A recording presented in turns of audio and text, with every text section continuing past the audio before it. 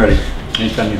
Okay, I want to welcome you all to the third Astrology Intermediate and Advanced. And I say that to say that most of you are already on that path, I think, of advanced. And it's been a great class because I don't feel like I have to go over a lot of the essential elements of astrology, which takes up a lot of time when we can be doing the interpretive work of it. And that's what I like to emphasize. Today we're going to do two things. We're going to finish up the talk last week on Saturn. And I also want to bring to bear a little bit of beginning, because we have two more classes after this, on the cosmic key and how to do it. The cosmic key is extraordinary in that I think it's the most revolutionary discovery in astrology, quite frankly, ever made. That sounds pretty big-headed, doesn't it? I also believe that if the astrological community knew what we had here, they'd be knocking my door down. There's a lot of, over the years I've spent, you've got to remember I spent 9 years of my life in prison when I was a young man. And I always open with that and share that because I have no illusions of my grandeur and what I am and who I am. I'm humbly blessed to be able to come out here and do what I do and share what I've learned in those years. But at the same time, because of those 9 solitude years, I was able to dedicate myself in a very profound way to this research. I wasn't out chasing the ladies and having great times and partying all the time. I had spent 9 years in a 8x10 cell.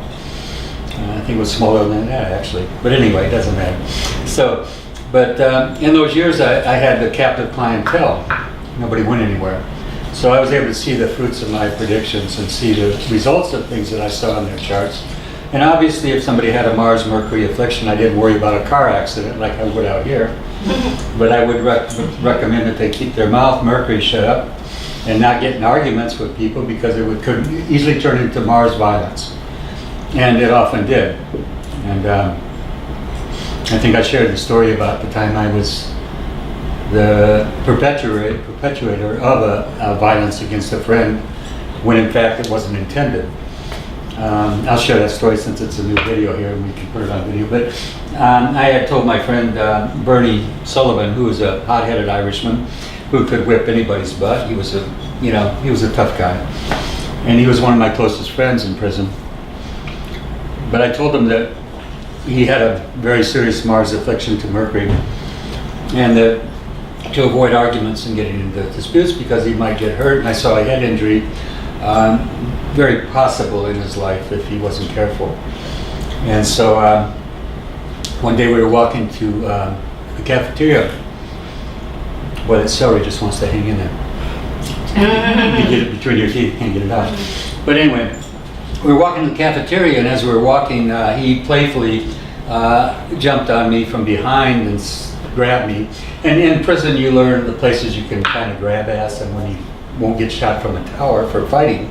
And so we all know those places when you walk around a certain corner, there's a building in the way, guard towers can't see you. And so we tend to use those places for stuff like what he's doing, which is to grab ass with me and play. And he grabs me from behind, he spins me around a few times and says, "If I'm going to get an ass whipping, Watson, I'm going to give you one this week." And it was playful. But when he sat me down, I spun around very quickly like this, and I broke his nose with my elbow.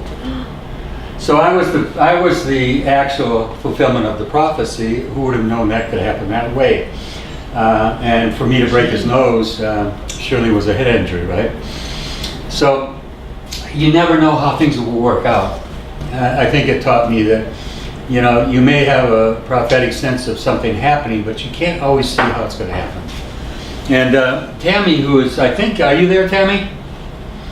Yes, I'm here. She's here. She's attending the class. Oh, I got to turn this back over here. So can you see me now? Yes, I can see it. Great. Can you see the board okay? Not really. No? The other position was better. Wait, let me see here. Let's see, make this work right for you. I can't move that up, can I? Oh, there. How about now? Yeah, much better. Good, good. Okay, Karen, are you home? You there? I'm here.